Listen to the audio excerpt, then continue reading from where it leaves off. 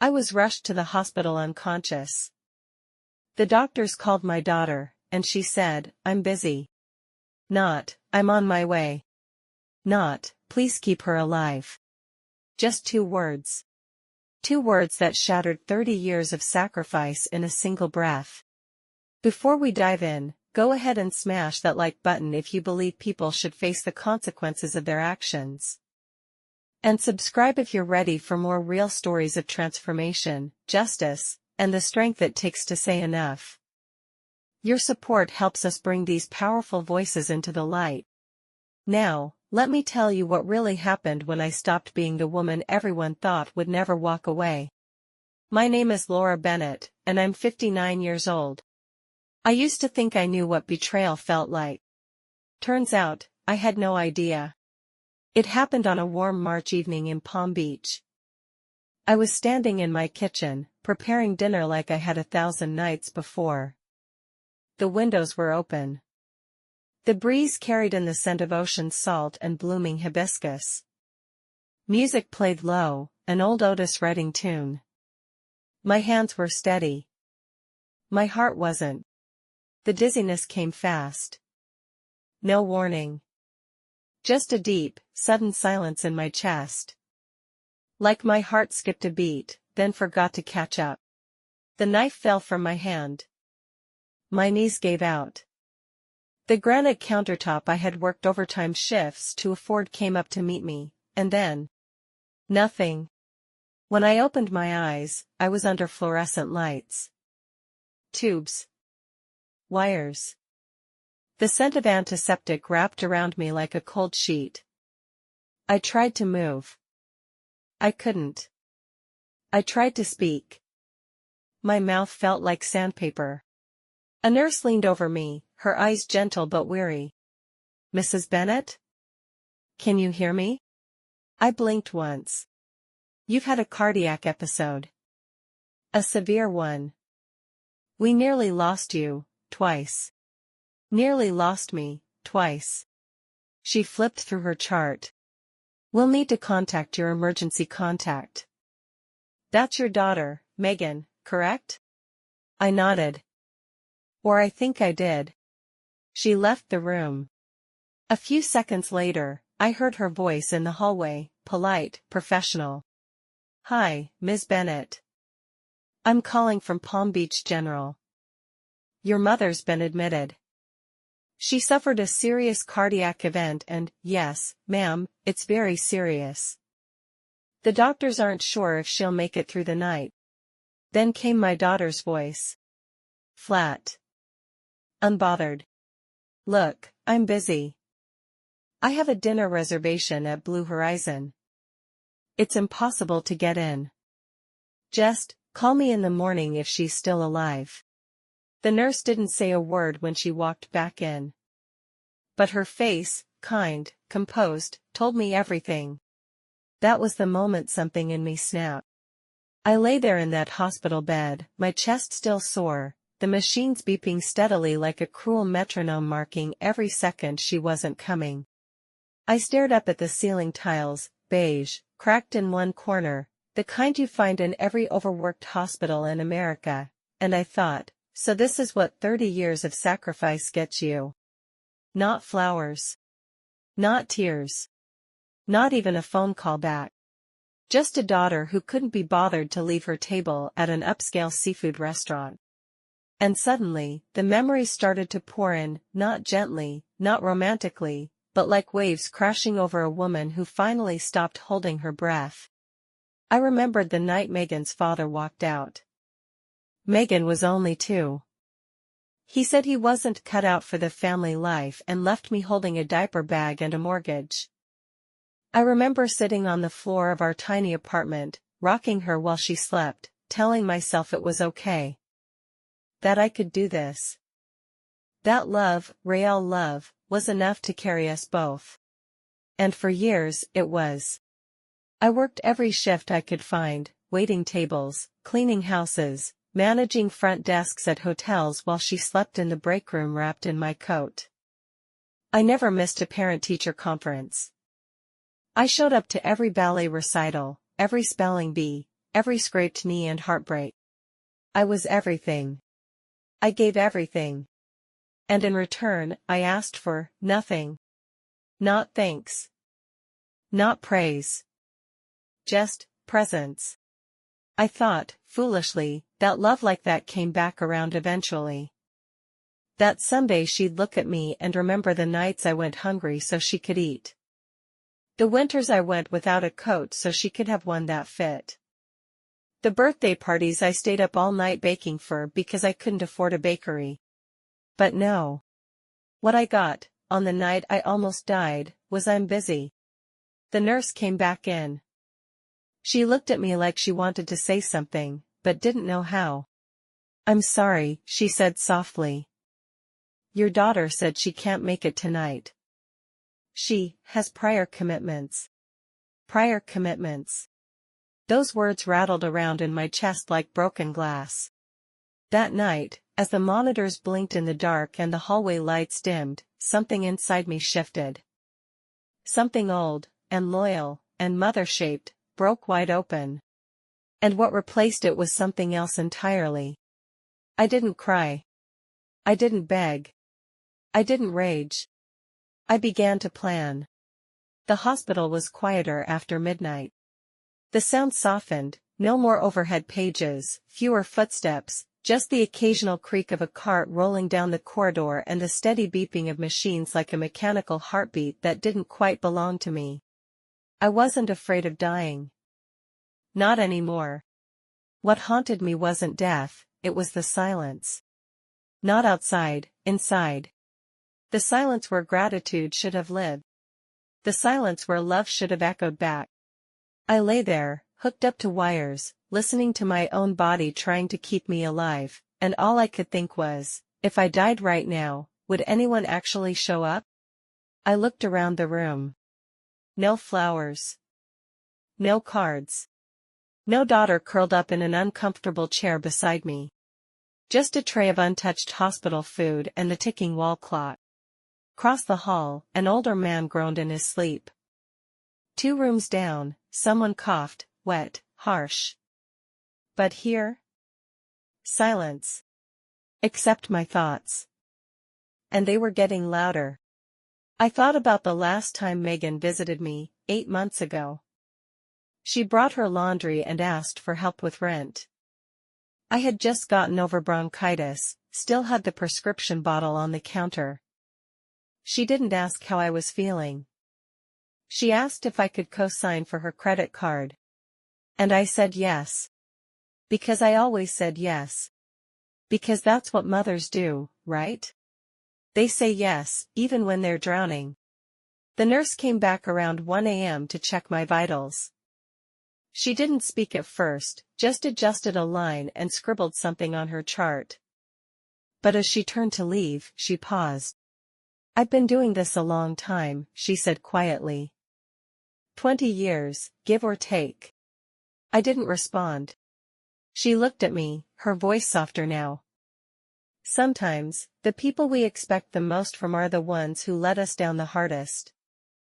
I'm sorry. You deserve better. She walked out, and the door clicked shut behind her. And in that moment, more than the collapsed heart, more than the empty room, I felt it. I had given my daughter every part of me. And she had left me with nothing. Except clarity. Morning came slowly. Pale blue light crept through the window like it wasn't sure it was welcome. I hadn't slept. Not really. It's strange how wide awake you can feel when you've just brushed shoulders with death. It's like your body starts whispering all the things your heart's been too afraid to admit. By the time the nurse returned for the morning check, I had made a decision. Can I have my phone, please? I asked, my voice hoarse. She nodded and handed it to me from the drawer.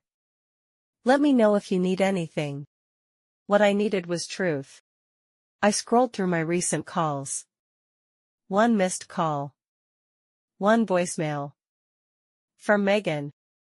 I hesitated. I didn't want to hear it. But I needed to. I pressed play. I heard from the hospital. I was in the middle of dinner, couldn't really talk. I hope you're okay. Anyway, just let me know when they're done running tests. I'll try to swing by later this week if things settle down. No urgency. No worry. Just inconvenience. It wasn't just what she said, it was how she said it. Like I was an errand. An interruption. And that's when something inside me clicked. Because now I remembered everything. The times I called and got sent to voicemail. The holidays she couldn't make because Victoria's parents were hosting. The birthdays she skipped. The texts that went unanswered for days, unless they were about money. Every red flag I had ignored because I didn't want to believe it. I played the voicemail again. Then a third time. Each word carved itself deeper. I'll try to swing by later this week. I had survived a cardiac arrest.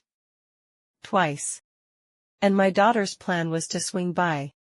Suddenly, I saw the years for what they really were, not a series of sacrifices for love, but a slow erosion of self. A woman disappearing so her daughter could shine brighter. A mother who gave, until there was nothing left but a hospital bed and a voicemail full of indifference. I put the phone down, folded my hands over my chest, and exhaled. Not in defeat. In resolve. Because this wasn't just a near-death experience. It was an awakening. And Megan Bennett was about to find out what happens when the woman she underestimated for 3 decades stops being silent. They discharged me 3 days later. The doctor said I was lucky. That with medication, rest, and some lifestyle changes, I could live another 20 or 30 years. I nodded, thanked him, smiled politely. But inside? I wasn't thinking about diet or stress or walking more. I was thinking about war. Because that's what it felt like now, like I'd been living in a one-sided battle for decades. Giving, covering, sacrificing, while Megan and her perfect little life grew bigger, shinier, louder, on my back. As the nurse wheeled me out through the sliding glass doors, sunlight hit my face for the first time in days. And I felt it. Not warmth. Power. I was alive. And this time, I wasn't going to waste that gift by returning to a life where I was invisible. The taxi pulled up to my modest beige house. The garden was overgrown. The porch still creaked. Same house I'd been in for 18 years, mortgaged twice to help Megan with her college, her wedding, her business startup. I stepped inside. The air smelled like lavender and dust. My old sofa sagged in the middle. The dining table still had the water ring from when Megan spilled wine at her engagement party, and left me to clean it alone. I walked straight to my bedroom closet, reached to the very back, and pulled out a box. It was filled with files, account statements, loan documents, letters, every temporary favor I'd done for my daughter. Every silent act of love that chipped away at my stability so she could pretend to have one of her own. I sat on the floor and flipped through it slowly. There were 5 figures I'd transferred when her husband got laid off. $7,000 for her IVF treatments. $12,000 for her boutique launch that didn't work out. Co-signatures on 3 loans. My retirement fund, bled dry. All of it wrapped in ribbons of just until we get on our feet, and you're the only one I can ask. I had been the safety net. But what she didn't realize is that even safety nets were thin. By sunset, I had made 3 decisions. Megan would never touch another dollar of mine. I would reclaim my finances, my home, and my peace. And she would finally understand what it means when a mother stops answering the phone. This wasn't revenge. It was reclamation. And I was just getting started. The first night back home was the hardest. Not because of the pain. Not because of the medication. But because of the quiet. I had never realized how loud a house could be until it was filled with nothing. No visitors. No calls. No daughter checking in. Just the hum of the refrigerator, and the echo of every mistake I'd made in the name of love. I sat in my recliner, the same one I'd bought second-hand when Megan moved out and said I'd finally have time to rest, and stared at the blank television screen. This house used to feel full. Full of her footsteps. Her laughter. Her messes. Her dreams. Now, it felt like a museum dedicated to my own erasure. Every piece of furniture, every chipped mug, every photo on the wall, had a price tag invisible to everyone but me. The couch? Bought after I cashed out a CD to help Megan cover her wedding venue. The dining table? Paid for with the money I had saved for a vacation I never took. Even the curtains, embroidered and elegant, had been chosen not for me, but for her. She said my old ones were too sad when her in-laws came to visit. I looked around and realized, this house didn't belong to me. Not really. It was a monument to someone else's comfort. Someone else's needs. Someone who hadn't set foot in it in nearly a year. The next morning, I made a pot of coffee and stood in the kitchen staring out the window. My garden, once blooming with roses, was now overrun with weeds. I used to love that garden. But even that had become a task I neglected so Megan's emergencies could come first. That's when I saw it, on the counter by the phone. A greeting card. Still unopened. I picked it up. On the front, "Get well soon." Generic. Glossy. Inside? Just one word, Megan. No love. No, Mom, I'm sorry. Just her name, like a signature on a receipt. She hadn't visited. She hadn't called again. She'd sent a card from the hospital gift shop, through a nurse. And suddenly, the silence didn't hurt anymore. It felt like truth. And truth, while cold, is clean.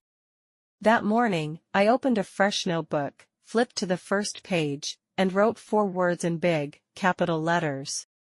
This ends with me. Not the love. Not the care. But the cycle. I would no longer sacrifice myself to earn scraps of affection. Because I finally understood something that took me decades to learn. Being needed isn't the same as being loved. I spent that entire day at the kitchen table, surrounded by envelopes, file folders, and the ghosts of every just this once I had ever agreed to. Bank statements. Loan documents. Old emails. Voicemails I had saved without even realizing why. I was finally ready to see the numbers, all of them. And when I did, my hands started shaking. Over the last 15 years, I had given Megan just over $820,000. Not loans. Not investments. Gifts. Because that's what mothers do, right? They give. They step in. They fix things. Except somewhere along the way, it had stopped being help. It had become expected. Required. Routine. Like I was a bank account with a beating heart. I traced the payments one by one: college tuition, the wedding, the first business that failed, the second one that somehow failed bigger, IVF, 3 down payments, credit card bailouts, furniture, daycare, therapy. I remembered how each conversation had gone. Mom, we're drowning. We just need a little push. Mom, I promise we'll pay you back. Mom, you always say family comes first. And I said yes. Every single time. Even when it meant skipping my own dental appointments. Even when it meant working an extra shift to cover my mortgage. Even when it meant watching my retirement drain while she posted pictures from Bali. Bali. That's right, one of the so-called mental health retreats she and her husband went on during their rough patch. I paid for that. While I ate canned soup to make ends meet. But the part that stung most? It wasn't just the money, it was the realization that I had trained her to treat me this way. I had made excuses for every selfish act. Smiled through every oversight. Applauded her wins and swallowed my losses like vitamins. And what did it get me? A generic card. A voicemail that said, "I'm busy." And a mountain of debt that didn't belong to me, but clung to me all the same. That night, I did something I hadn't done in years. I opened a bottle of wine I had been saving. Sat outside in the garden under the stars. And let myself feel every ounce of grief I had been too proud to name. Grief for the money. Grief for the time. Grief for the daughter I raised to believe my love came with no boundaries. But when the bottle was empty, and the sky had turned completely black, I made a vow. I wouldn't ask for the money back. I didn't want it. But I would never, never, let it happen again. I was done financing the fantasy. The next morning, I woke up with purpose burning in my chest. I hadn't felt that in years. Not since before I started handing over pieces of myself in exchange for someone else's comfort. I showered, dressed, and reached to the back of my closet. There it was. The black suit. The one I wore to my husband's funeral. The one I almost wore to my own, just a week ago. It still fit. A little looser now, age and stress will do that. But it hung on me like armor. I looked in the mirror. Silver hair, pulled tight. Lipstick, flawless. Eyes, clear. I didn't look like a grieving mother. I looked like a woman preparing for a boardroom battle. At 10:45 sharp, I walked into First Coast Bank, my bank for over 2 decades. The same one that had watched me take out loans, deposit Megan's wedding checks, co-sign for credit cards I never used. The receptionist gave me that polite, practiced smile. "Good morning, Mrs. Bennett. Here to see Mr. Douglas?" I nodded. "Emergency meeting." She picked up the phone. "I'll let him know you're here." 2 minutes later, James Douglas, my longtime banker, friendly, careful, always slightly condescending, ushered me into his glass office. He smiled like he always did, a little too tight. "Laura. I heard about the hospital. I'm so sorry. Are you feeling better?" I sat down across from him and folded my hands. "I'm alive, James. That's what matters." He paused, sensing the tone. "What can I do for you today?" I slid a folder across the desk. "I want to make some changes." He opened it. Inside were account numbers, investment statements, trust documents, everything with Megan's name on it. "I want to close all joint accounts. Remove her as a beneficiary. Liquidate anything she can access." He blinked. "All of it?" "Yes. Laura, you've built this portfolio together. You've co-signed." "I'm aware. I'm also aware that I nearly died last week and my daughter responded with a dinner reservation." James sat back. His silence wasn't just shock, it was realization. The kind of silence a man uses to recalculate everything he thought he knew about someone. "I've been watching over your money for a long time," he said carefully. "You've always put family first. And now I'm putting myself first." He nodded slowly. "Are you sure?" "I've never been more sure of anything in my life." Over the next hour, we untangled decades of financial knots. Account by account. Signature by signature. Every pipeline to Megan's entitlement? Severed. Every thread tying my future to her expectations? Cut. My phone buzzed twice during the meeting. Megan's name lit up the screen. I didn't answer. By 1 p.m. the job was done. I stood, shook James' hand, and left that office feeling 20 years younger. Megan was going to notice the missing access. The declined charges. The closed lines of credit. And when she did? She'd come running. But this time, she wouldn't find a soft shoulder or an open wallet. She'd find a mother who had finally learned to say the one word she never thought she'd use. No. She showed up the next day. Didn't call. Didn't text. Just pulled into my driveway like nothing had changed. Brand new white SUV, high heels clicking on the pavement, sunglasses too big for her face. Megan. My daughter. The same woman who couldn't spare 5 minutes at the hospital suddenly had all the time in the world when her card stopped working. She knocked like she owned the place. Mom? I waited 3 long seconds before opening the door. She looked me over, my pressed blouse, my lipstick, my posture. She blinked. Like maybe she expected to find me weak. Still pale. Still recovering. Instead, she found someone she hadn't met in a very long time. Hey, she said, frowning. What's going on with the accounts? My business card was declined at lunch. I opened the door wider. Come in. She walked in fast. No hello. No hug. Just straight to the kitchen like it was still hers. I followed slowly. Deliberately. She spun around. Mom, seriously. What's going on? The joint account is closed. The savings account too. Did the bank make a mistake? I sat down at the table. My seat. The one she used to borrow money from. No. That was me. She stared. You what? I closed everything. Reorganized.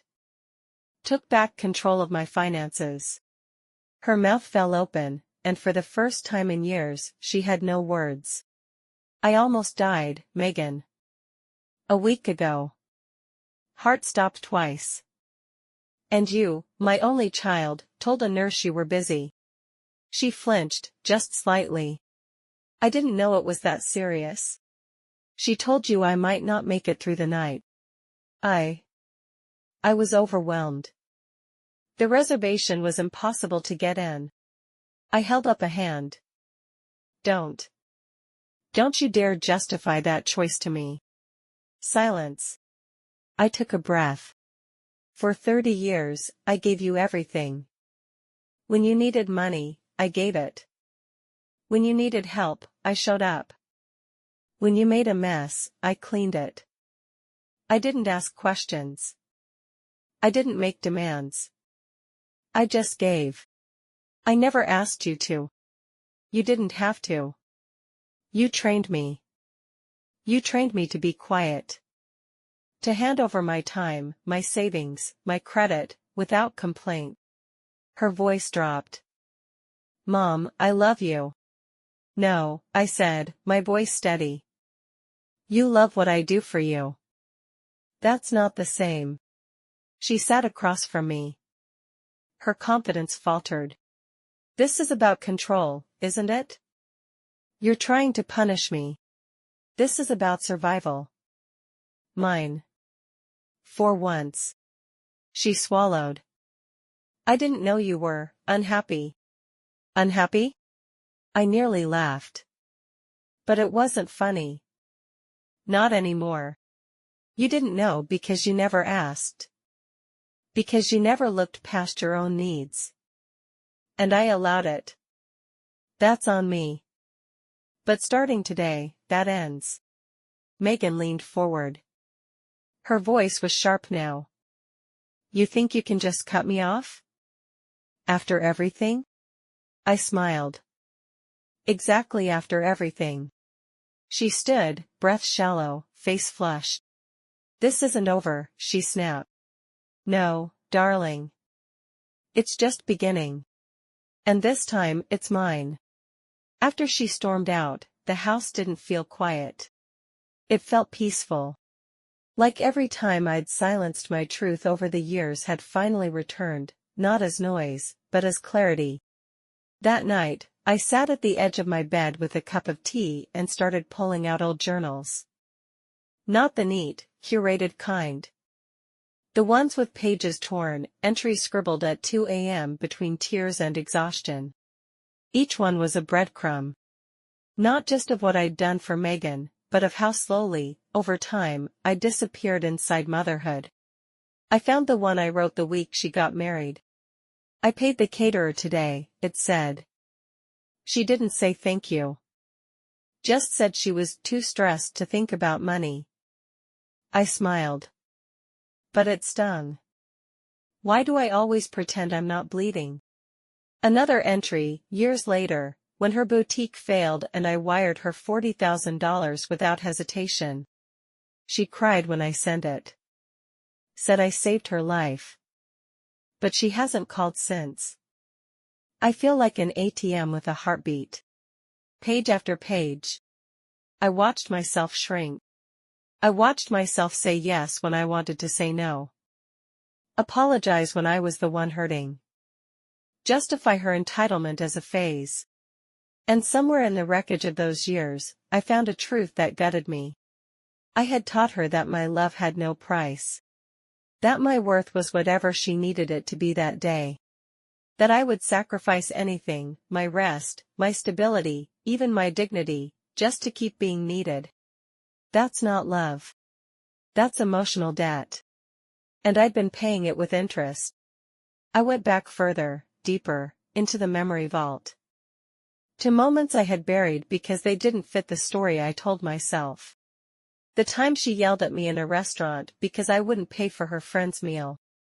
The way she rolled her eyes at me in front of her husband when I said I couldn't babysit last minute. The Christmas I spent alone because she took a last-minute flight to Aspen and forgot to tell me. Each memory cut through the years of self-protection. I had spent so long painting her as overwhelmed, misunderstood, just going through a tough time. But now I saw it clearly. She was never overwhelmed. She was entitled. And I was the one who gave her the brush and told her to draw her comfort across my sacrifice. Not anymore. I closed the journals and sat in the silence. This time, it didn't feel like loneliness. It felt like freedom. I always thought private investigators were for cheating husbands or missing persons. Turns out, they're also for mothers trying to make sense of how deep the betrayal really goes. His name was Carter Dean. Mid-40s. Sharp suit. Sharper eyes. He didn't ask why I was there, just listened. I want to know, I said. Where the money went. What she's hiding. And how much of my life I've funded without knowing it. He nodded, pulled out a notepad. Start with everything you've given her. So I did. And as I spoke, I watched him raise his eyebrows, once, twice, then a third time when I mentioned the boutique and the overseas retreats. Do you have access to her business records? I laughed softly. She always said they were private. Even though I paid for half of them. He leaned back in his chair. Give me a week. And he meant it. 5 days later, I had answers. Pages of them. Receipts. Travel logs. Credit reports. Business filings. Turns out, Megan hadn't just misused my money. She'd manipulated it. The boutique that failed? She funneled money into a separate LLC with her husband's name on it, one I was never told about. The Bali retreat? Not a mental health break. A branding getaway for an influencer collab she never disclosed. And the IVF treatments I so gladly supported? She had used part of those funds to pay off personal debts, including luxury furniture for a house I wasn't even allowed to visit. But the worst part? The part that hollowed me out? A trust one had set up for her daughter, my granddaughter, was quietly drained over the last 2 years. $50,000. Gone. Not a cent spent on school or care.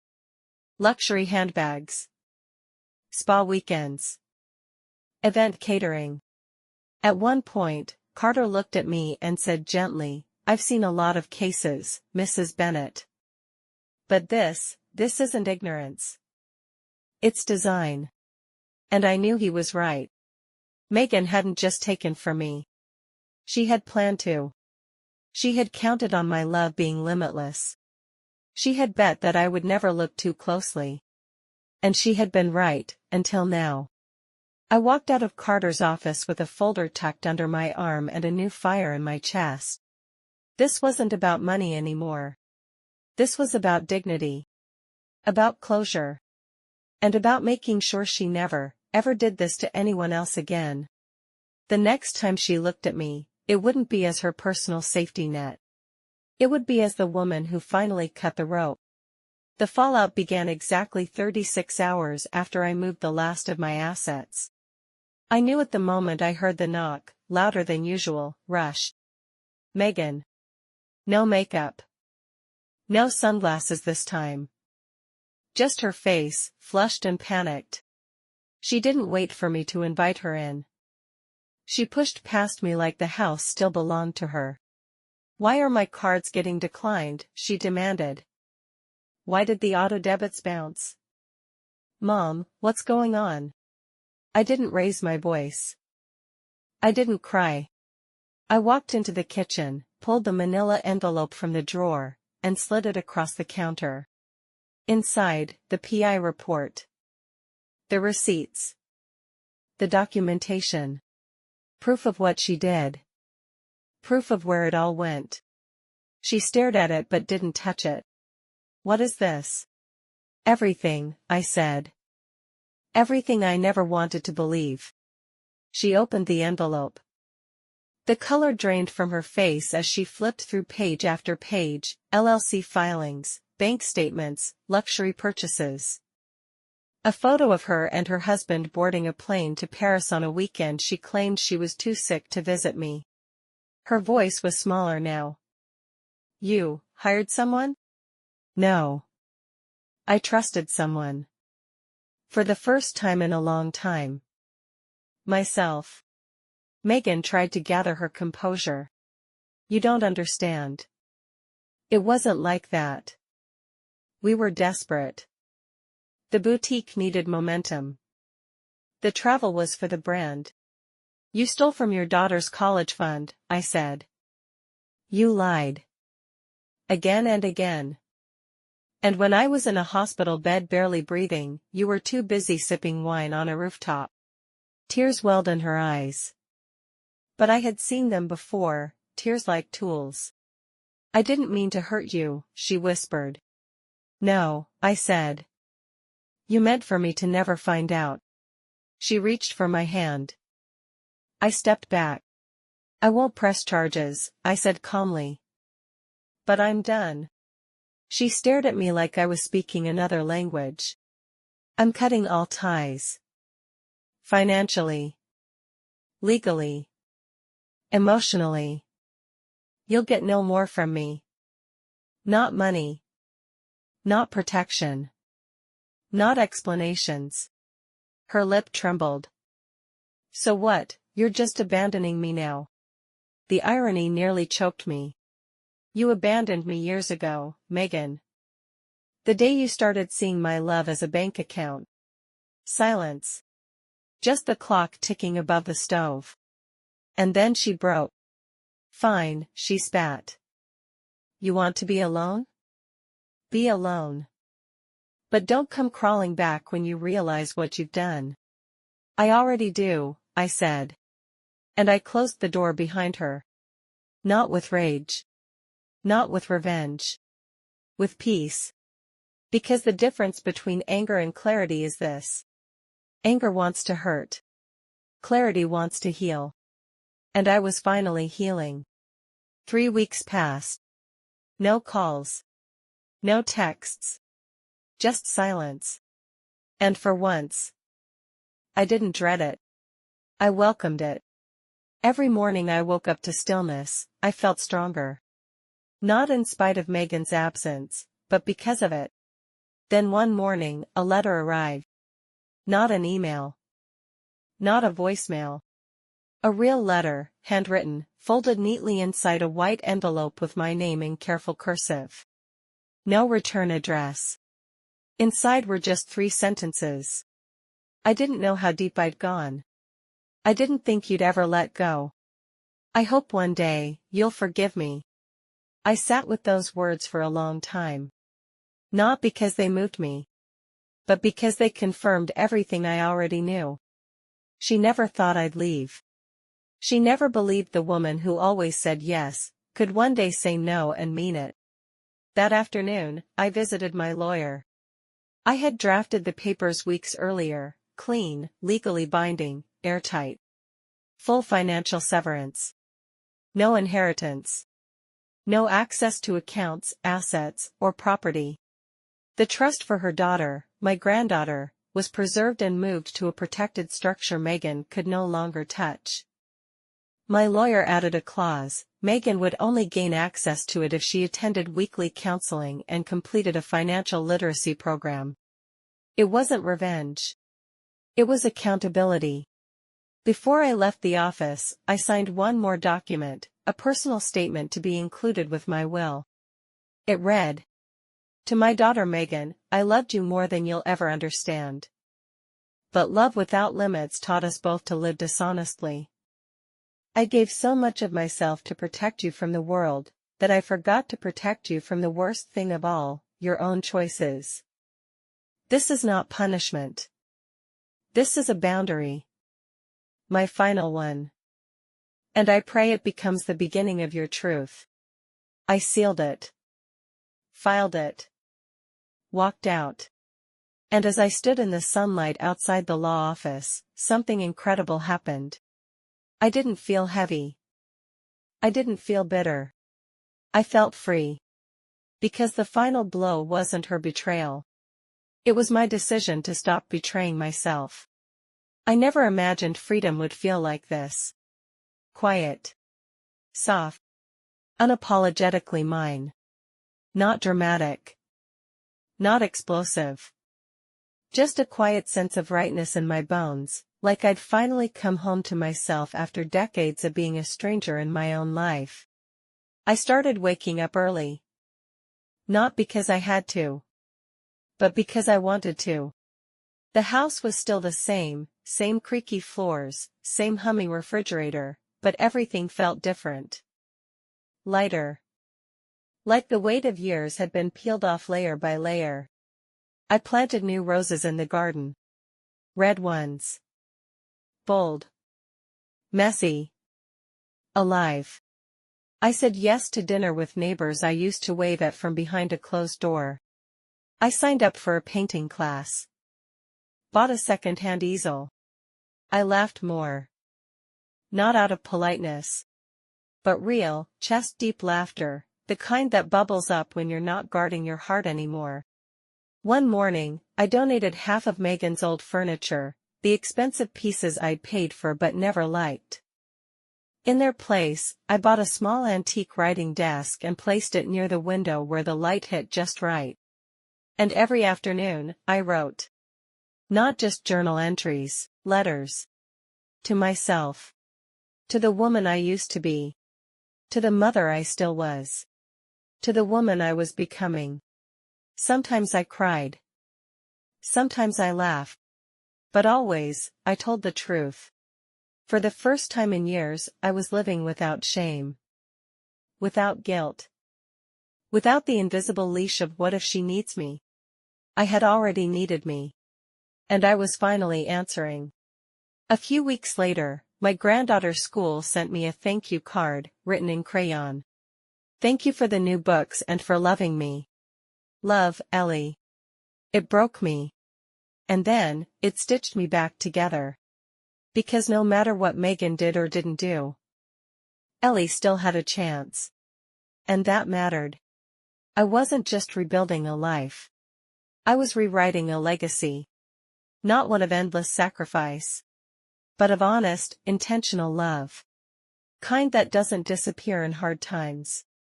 Kind that doesn't require your silence. The kind that begins with this truth. I am enough. I always was. And I always will be. The last letter came on a Sunday. Postmarked from a town 2 states over. No return address again. But I recognized the handwriting instantly. This one was longer. No opening line. No dear Mom. Just raw words, written in uneven strokes, like she hadn't rehearsed it, like she finally meant it. "I've been thinking about what you said. About love. About cost. About choices. At first, I was angry. Then ashamed. And now, I think I understand. Maybe not everything. But enough to know you were right. I used your love like a ladder, and never once looked down to see if you were still standing. I thought you'd always be there. That your silence meant agreement. But it didn't. It meant pain. And I'm sorry. I don't expect anything from you. Not forgiveness. Not a response.